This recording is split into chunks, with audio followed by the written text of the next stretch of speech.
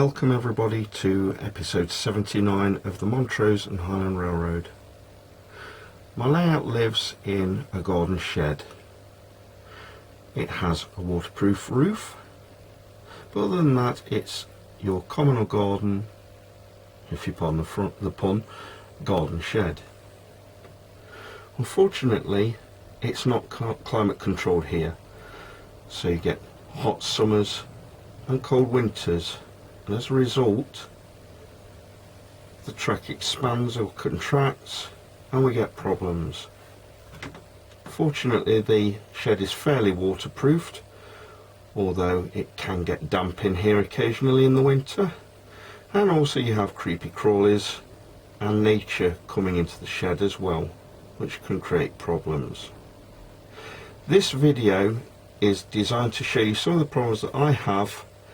Sometimes in the course of a few hours in the shed, I can finish up an operating session on an evening, feeling really pleased with myself, come down the following morning to continue the session, and things will go wrong. Locos won't move, or there'll be derailments, or the track will have moved, or wires will have become unsoldered overnight. Why does this happen? It's frustrating, but I guess it happens to all of us. Perhaps if my layout was in a spare bedroom or a nice refurbished attic room or basement, as a lot of you guys in America enjoy, I wouldn't get a lot of these problems. But let's take a look at some of the problems that I do have and try and get to the bottom of why it happens.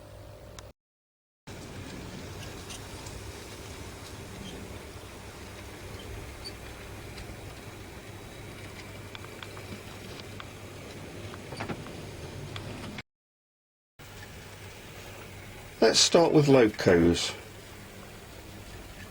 You keep the wheels clean, you warm the locos up, and still you have problems. Here's a prime example. This train has been going around for 5-10 minutes and suddenly it's stopped. Doesn't seem to be anything wrong with the loco. Let's have a look along the train.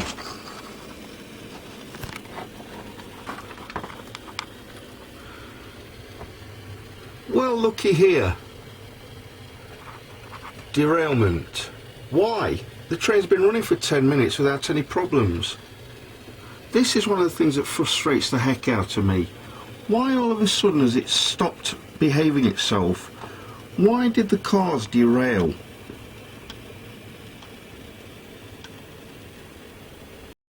Okay, so we'll tackle the first thing, which is locomotives. Your locomotive may not work when you put it on the track.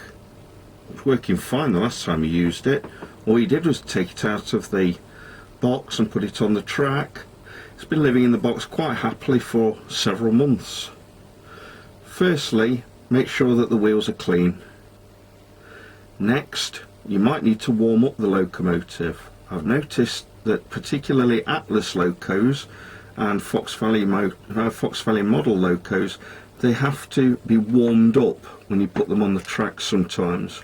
Otherwise they run very, very slowly indeed. Maybe the decoder's moved. That's happened to me before. For some reason the decoder has pushed itself backwards in the housing and I've taken the body shell off to notice that it's moved. Maybe something's become disconnected inside the loco. If your loco's hardwired, then maybe one of the wires has come undone. Might be worth having a look. Now I haven't got a clue why this train derailed. As I said before, it's been going around for 10 minutes with no problems.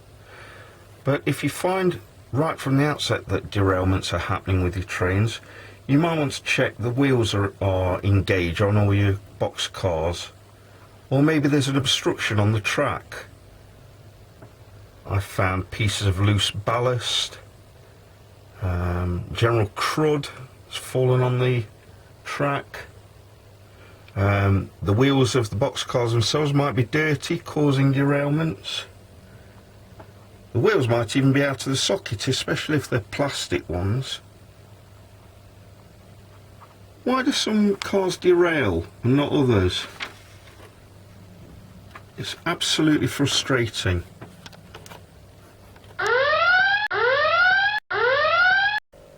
Why do wires become unsoldered during operating sessions?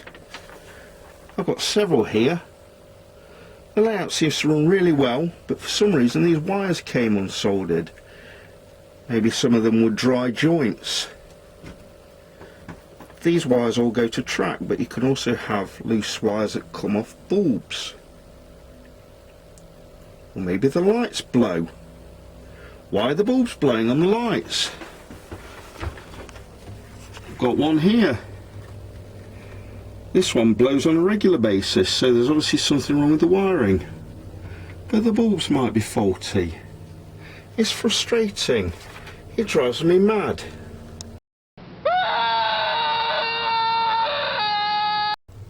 Here's another one where the bulb blew between operating sessions.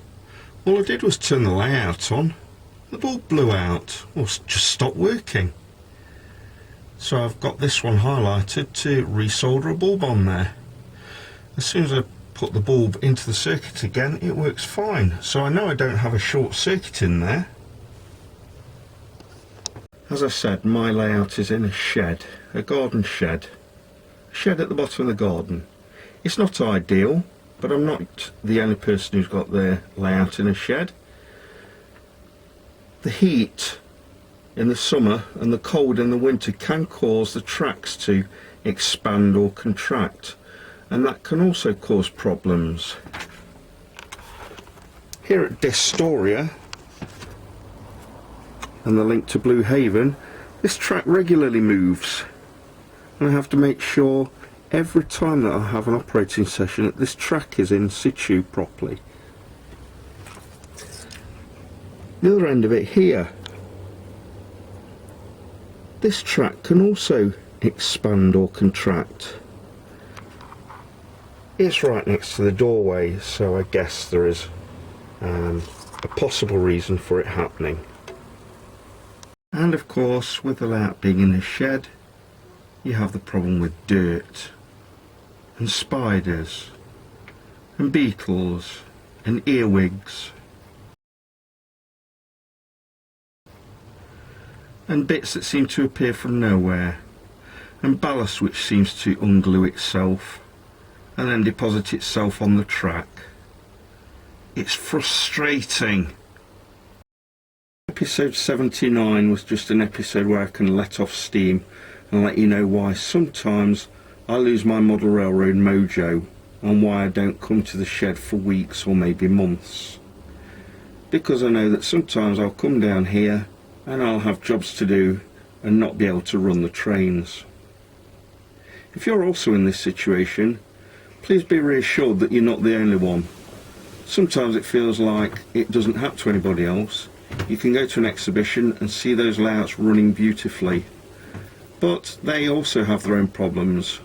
I've helped to run exhibition layouts before, and there's been many a time where at 2 minutes to 10 I've been underneath the model railroad layout with a soldering iron, frantically trying to get wires reconnected where they've come disconnected during transit or just fallen off. Anyway, I hope you like this video.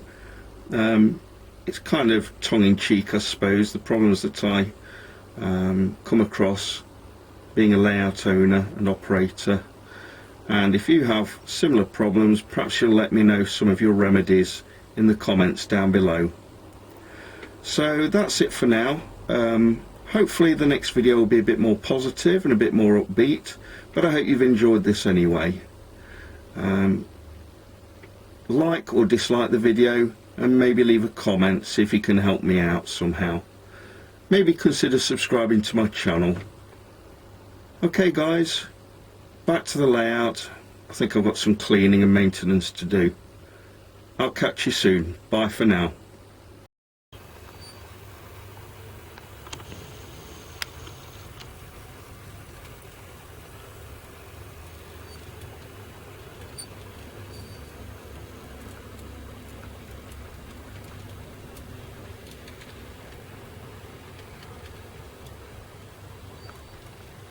See?